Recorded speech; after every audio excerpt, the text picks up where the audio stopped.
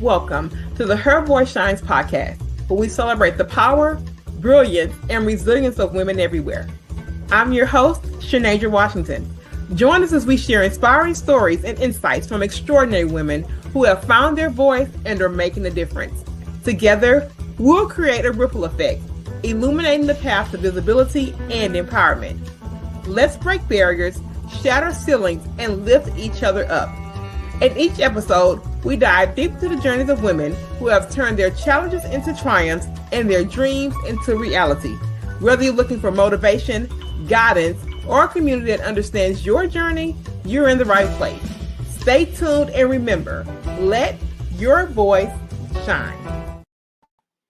And just like that, we're back with another amazing episode of the Her Voice Shines podcast. And I'll tell you guys, time around here is flying, but we've been having such a good time. It's always easy to show up here because it's one of my favorite places to be. I'm your fabulous host, Shanasia Washington, tuning in from the beautiful city of Houston, Texas. And we don't waste time around here. We have a fabulous guest. You know the drill. She comes to the stage, she tells us her name, where she's streaming from, and what else. She jumps right into that story. And without any further waiting time, here's my very fabulous guest for today. Hi there, Shananda. Thank you for having me. So excited to be here.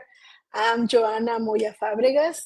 I'm tuning in from Austin, Texas, so not that far from you.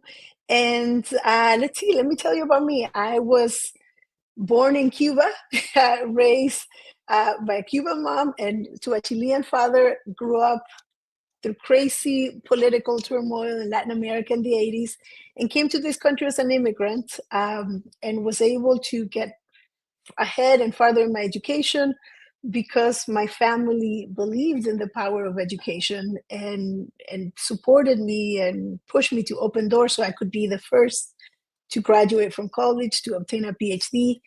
And the work that I do now, leading an organization called Con Mi Madre, which means with my mother in Spanish, that supports girls with the support of their mom in navigating the pathway to and through post-secondary education.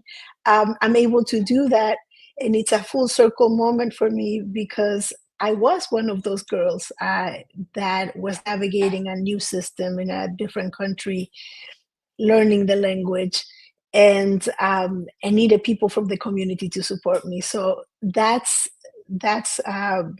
who I am and where I come from. I'm a mom, I'm a wife, I take care of my mom. And one of the, I would say, the exciting things that I have going on right now, it's like I've started to embark in the process of writing a memoir and sharing that story so that it could hopefully guide and lead and hopefully inspire some other young women or men, anyone going through a process similar to mine. Very good. I love it. And you know what you said? Oh, Cuban and then Chilean. That's a lot of culture now, Dr. That's a lot. That's a lot of culture. Let me just say that when I heard that, I was like, oh, okay, you got a lot running through you. I love what you're doing. I want to go here first because when we talk about that pressure of being the first, right? I'm the first one that had to go to college, the first one to do this. There are pressures that go along with it because you don't have the guide in your household. You know what I mean? I talk about that often. I was the first in my family, too, to graduate from a university, actually out there in Austin, Texas. I went to Houston University. So I'm familiar. Wow. I'm familiar with the Austin area. I lived there for 4 years. I wanted you to tell me about that pressure of being the first. And also, too, what that then would probably lead to is you being the only Latina American woman in spaces. Come talk about what comes with that territory and some of the things you went through operating in the space. Yes. So, I mean, being the first, that challenge, first, it was, at that moment in my life where I started, I remember college, and I had only been in this country, and I was in the Midwest at the time in Wisconsin, the only person in my family who was starting this process. I've only been here for 4 years, learning the language. And I went to the University of Wisconsin in Madison, which is a big research university. So it was challenging.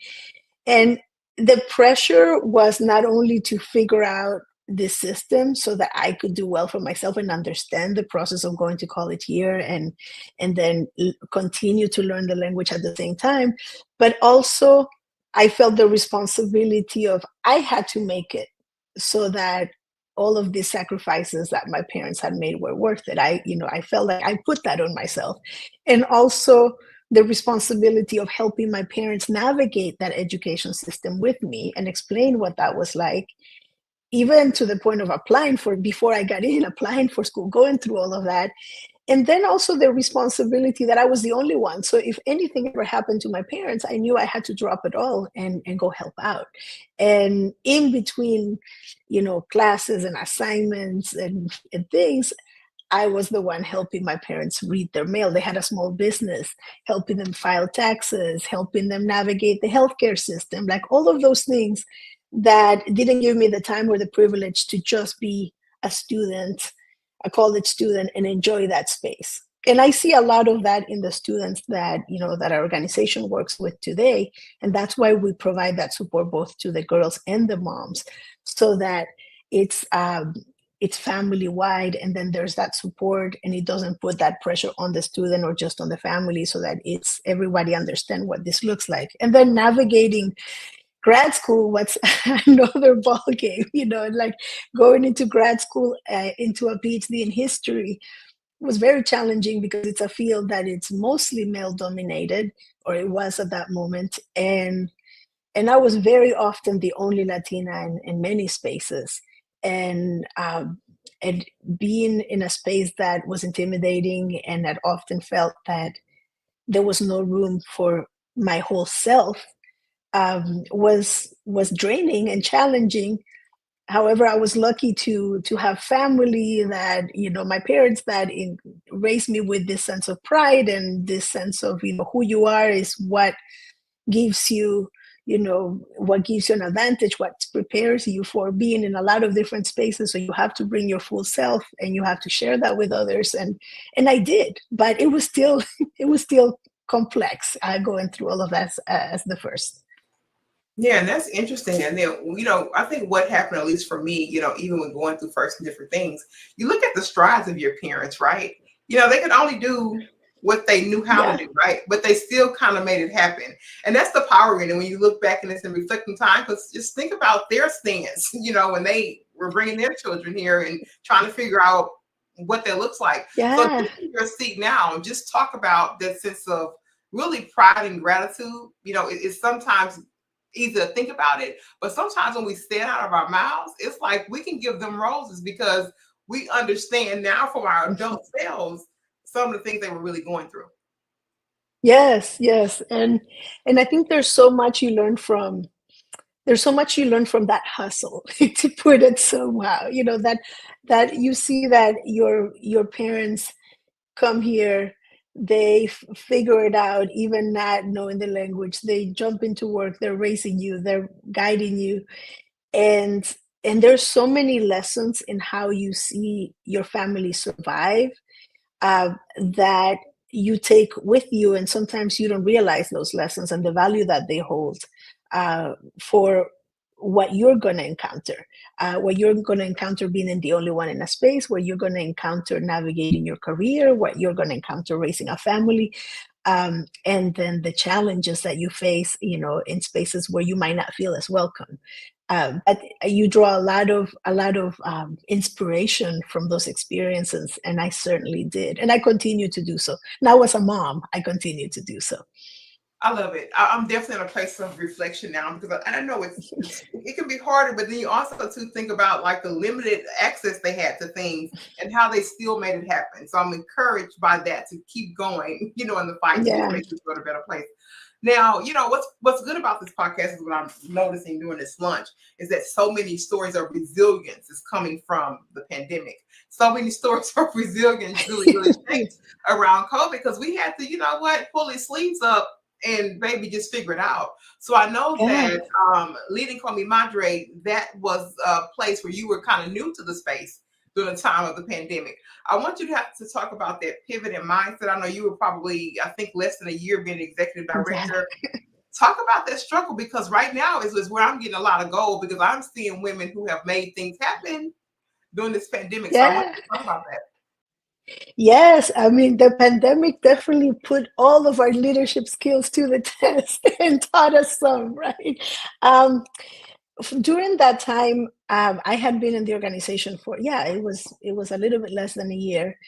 Um, and everything anyone knew was thrown out the window when we went into lockdown. Our programs happen mostly, most of our programs with schools happen within the schools during the school day. So we had to pause what we were doing, but we were determined not to pause the support to our families that we serve and to the community. And we also saw that because of our students being in the income bracket that they're in, that they were going to need additional support. If you, for instance, if you have a family that has four kids and a baby, and the mom works and the dad works, or there might be just a mom, and suddenly the kids cannot be in school, and she might have to work still, and then they need to do school virtual. This is even before it was they launched that virtual option. How is she going to navigate of that? And then the fear of keeping everybody alive in during the middle of a pandemic. So for one of the steps that that we chose to do as an organization was to map out, put in a big Excel sheet, all of the names and phone numbers of all the people that we serve, and that was close to 1,000 people, and divide those among our team and call one-on-one individually and like map out what are the needs. Do you need health support, housing, food, or like what's happening? And then and then try to connect with other community organizations that provided that, and like inform a very ad hoc in the moment coalition to support families going through a lot during that time. We also saw a lot of mental health needs. We made calls thinking that there would be 15 minutes just to check in, and then they ended up being 45 minutes, an hour of moms just venting and telling us how rough it was and how scared they were. So it that moment, what it showed to me was, you never lead alone, and to make an impact in the community you have to be willing to roll up your sleeves and bring others, and foresee some of the things that will come. Because at the very beginning of the pandemic, I met with other community leaders, and we knew some of the issues that were going to come, because we know the population and the people that we serve very well over the years. And we made sure to try to bring resources to anticipate those needs, and be there for our community. So it taught a lot. It taught us a lot. It taught me, that need for community. It taught me that leadership is not about showing up to address an issue that you have, a title to solve, or like a long list of education that applies to that in education experiences. It really showed me that it's about, you see an issue that you're able to do something about. You might not know what that something looks like or how you're going to figure it out, but you're committed to helping and coming together with others to figure out solutions and figure out how to support.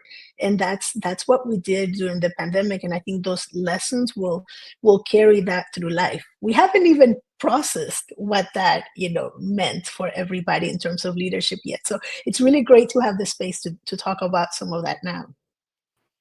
Oh, that's beautiful. And like what I really gather with leading, in your particular space or whatever, what it does, at least in my mind, is start those basic level leadership skills in the young people, and that's something that we really need. I mean, we they need leaders. I mean, it is really kind of a flock culture now. Everybody just kind of does what's trending on social media, and this is just me. I mean, I have a 6-year-old here, so a 7-year-old Yeah. actually, and I'm looking at those trends. So, really, from your perspective and how you serve, there are parents that will never have sight maybe to your particular services.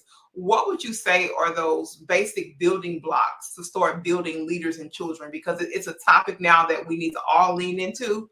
What would you say from your perspective in education? What does that foundation look like? Yes, I mean, as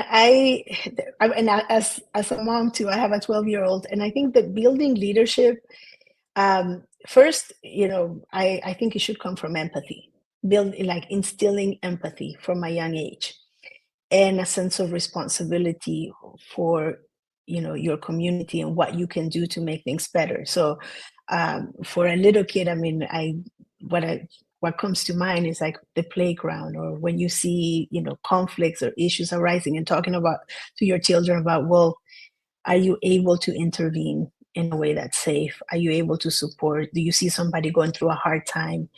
um, say something, talk to someone, approach them. uh, I think that's where leadership start, is it's out of that love that you instill in children for their community, and and their peers, and then that empathy of how can I feel, and understand what they're feeling, and try to understand it and support them through that process. um, and then there's a big part of I think today, you mentioned social media and trends, and there is, because our younger population receives information so fast and so sanitized, and everything looks perfect. Not everything, but most things look perfect in how they're presented to them. I think there's sometimes it has an effect in younger populations, and I'm talking about sometimes students that we serve and people we worked with, of feeling paralyzed, feeling as if they can't do anything to address certain issues, because they don't have all of the education, because they don't have a method that they've been taught to follow, because they don't have the instructions. Because when you're looking at social media, you're looking at fast information, everything tells you exactly what to do, how to do it. But when you're dealing with issues like a pandemic, or like conflict, or unexpected situations, there's no manual, there's no guide to address them. and and if we have a population that is used to getting information and getting the answers to how to do things, and everything be feeling so prescriptive, when faced with difficult situations, they might feel like a deer in the headlights, just frozen. What do I do? How do I proceed? Maybe I don't do anything because I don't know what to do. I can mess it up. And I think if you nurture that leadership from a young age and show that it's messy, because you don't have the answers, you don't know if you're going to get it right, but just showing up and trying to connect with the other and trying to support, that is half the battle, right? And teaching that sense of confidence in, like, you as a young person, as a woman, as a child, you have within you already the tools. You came into this world with the tools to support others and to lead and to step up and address things that need your help within your community. That is so good. And, I think about it. It always makes me kind of reflect on social media. I'm like, I'm just blessed that I did not go to school during the time of social media. I'm serious. Yes, same. Like, at least back then, I made my little mistake, or I came to school looking a certain way. At least they didn't snap a picture of me. At least they didn't have to post and have the opportunity to go viral. Like, there's so many other pressures, and I say all the time, like, I always try to keep an ear in, especially from professionals like you, because I'm raising a child and he's going to deal with different aspects in life that I don't have any context to. It's a different world, right? Yes. And I have to, and just like, there were some things that, my parents and grandparents didn't understand about my journey, born in the 80s and, being a kid in college in 2000, they didn't understand a lot of things that we went through. So me keeping an eye open, saying, there are going to be some things, especially as technology starts to move and life starts to move, that Sinead, you're not going to know what it feels like to walk in that age. So I always have to ask and keep the conversation flowing and fresh. So I'm a more receptive parent. I can actually have proper communication around what's happening. It's so important, Yeah. right? Yeah, I think so. Now I want to go here because I want to bring highlights to this, because I know that there are so many pushes against, like, DEI in school and closing down funding, and what you do is so in line with that. And it breaks my heart because there were so many programs that emerged specifically for our communities of color that I took great pride in researching, great pride in looking at, because I knew the need. I know the need, right? So when you think about that as it relates to, some of the funding being cut and what you do in the world, how do you feel about that? What has been your response to that, and how does that directly impact your product and service? Yes. So, first, I'll tell you how it impacts us, because it impacts us in multiple ways. Obviously, there's the more tangible one, which is funding wise. It impacts the funds that we have to run our programs. So we have to get creative and appeal to, to diversify our sources of funding to ensure that we can continue to do that work that we do, which is still very necessary. But it has a psychological impact on students when you see programs around DEI in education being cut, because it's communicating basically that you don't belong, that you're not as important, and that's the message that they're getting from the legislation, and it's upsetting and frustrates me, but it doesn't make me lose hope in our work, because I think more than like there's an energizing effect, because more than ever what we do is necessary. More than ever, supporting underserved communities and communities of color becomes even more important, amidst this attack on their opportunities to succeed. And then I also find it I don't know how to call it, but it's not intelligent. Like it doesn't make sense, this defunding of DEI initiatives in a country where the fastest growing populations are communities of color, where the future workforce are the people that we serve. So if you're taking investment, or not investing in their education, in their professional growth, in those opportunities, then how are you preparing the future workforce? Like, who's going to run businesses? Who's going to work in all these different professional spaces if you're taking away funding from their education? So it doesn't make sense. I think it really it's a racist approach to hold on to power, by some, not really coming to terms with the facts that this population is growing, and this population is the one that's going to be running this country. So that's my take on it right now. And we're working on it really hard. Yeah. Yeah, and you should be, because I totally understand and get it, because it's not necessarily just the funding anywhere. No, it's in places where people see people that look like them doing the thing. Exactly. Doing the thing, leading, communicating, finding. They have to see that, because when you take that representation away, it diminishes the path of them getting there. I don't see anybody else that looks like me there. So why should I aspire to be there? Or I know it's going to be 10 times as harder. These are the psychological things that go through the head. And I have thought about that, throughout my entire career, especially like when I was in corporate and, not seeing media, not seeing these different things. Number one, and then when it was time to leave, I thought about it. I was like, man, even if I get there, do I want to have to fight so hard to defend my space because of it? So it's that long-term effect that, people miss out on, is saying that it, basically encourages, racism because people are siloed. No, from the beginning of time, we have been community people. And the thing about it is that in communities, we build our knowledge, our culture, so that we go out into the world and best represent ourselves, so that people have a holistic view of who we are. And that's strictly how I feel about it. So I definitely want to make sure I shine light there, because I know that your program is specifically kind of in that pillar. So let me ask you this: what's next with leading Con Mi Madre? What's next? What's next for you guys? Next? What's on the docket? I know you have some things that's in line. I know you're working hard here, so I want the people to know specifically what's next. Yes. So, because the work that we do is relevant beyond our city and beyond our state, and to my knowledge, and I've connected with a lot of organizations that work with youth, that work within education, around the country. There isn't something quite that does the kind of work that we do. So we would like to grow and to expand and to be able to offer these services in other cities, in other states.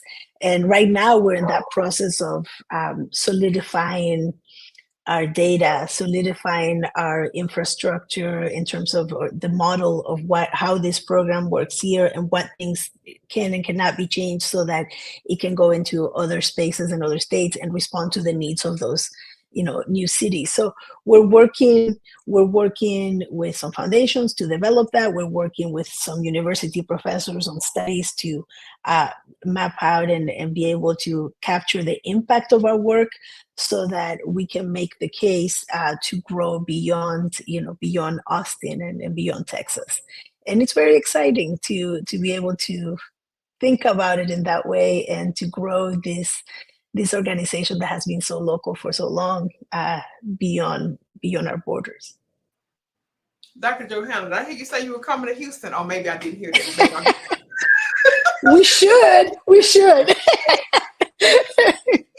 I would love to. Okay, I'm just saying, I thought maybe I heard it. I was going to play it again. Okay, we just going to claim it. It's a place. It's a place here for you, definitely. And we'll talk about that a little bit offline. But knowing that you have this, I think it's a very unique service because it's that community building aspect. I love the fact that it not only builds leadership, but it also too nurtures mother-daughter relationships. And we could probably go a whole different podcast segment on that. I wanted to tell you how very much important that is. Because not only does it build leadership skills, but building our communities through our family structures. Yes. Johanna, that's powerful. And that's something that people should definitely be leaning into because like my grandfather always says, take care of home first. And this is a way to take care of home and emotional beings and communication and community building from the ground because those things go into the world, if that makes sense.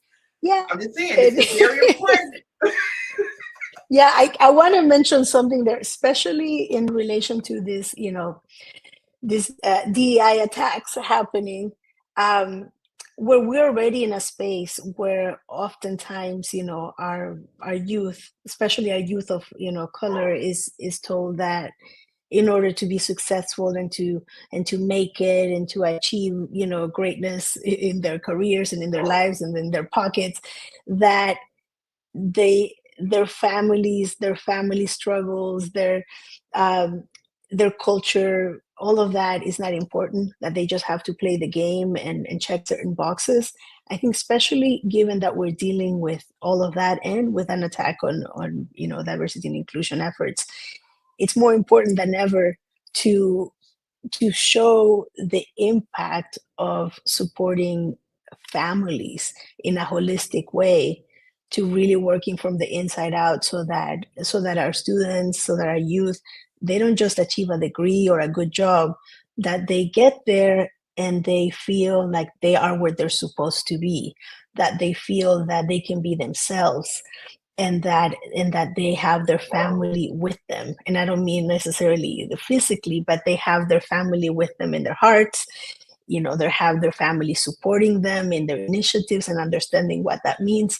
So right now, I think more than ever, this takes a significant importance in the context of that we're dealing with in the country. Beautiful. I'm so happy we got to get there because that is the meat right there. And that is really where I'm happy that we were able to weave this conversation to get there because that is the meat. Now, I want you to say this because we can't leave here without you telling the audience, the listeners, the viewers, where we can find you, how we can find more about the program, and really just any way to connect with you if they have that interest. Yes. So you can find us in social media. Con Mi Madre is the name, and you can also find us on our website, www.conmimadre.org. So that's CONMIDER.org, and just reach out to us. there's ways to support. If you're in the Austin area, in terms of volunteering, there's ways to donate and support monetarily. We really need that support right now with all of the changes, with legislation that happened this past year, both on the DEI front and then the defunding of public education in the state. So donate, get involved, and just spread the word about the work that we do. Our social media is the most up to date. So following us on social media, you can see all of the different efforts that we have ongoing and the work we're doing in the community. Oh, I love it. Now, this is the part of the show, Dr. Johanna, where we cue to you for final thoughts. So I always tell the guests that if they see nothing else about this episode, you give us some final parting words that best give us the essence of you and what you want to bring to this conversation, and you do it your way. So we're cueing over you to final thoughts. Yes, my final thoughts. I think supporting our youth and not losing sight of the importance of supporting our youth in a very fast changing time, and listening in order to better lead, paying attention to what our community needs, to how our young ones understand the changes that are happening within the world, and being present to guide them through those changes. I think that's the most important work that we do as an organization, but everybody can do that, whether it is at the personal level with those young people in your life, or through your work platforms, or through supporting the people that are doing that work by donating. There's so many ways to accomplish that, and it really takes a village to support and raise a healthy community. Dr. Joanna, I have to thank you today because it's been such a good conversation of community and leadership. I think we had a fabulous conversation, and these are the kind of conversations that are needed. This is why this platform exists. So thank you, and I honor you in this space for being here. To all our listeners and viewers, thank you so much for tuning in for another fabulous episode. Remember, I never leave this place, so I tell you that I love you and to let your voice shine. Until next time, we'll be back with another amazing woman and another fabulous episode, and we're out. Thank you so much.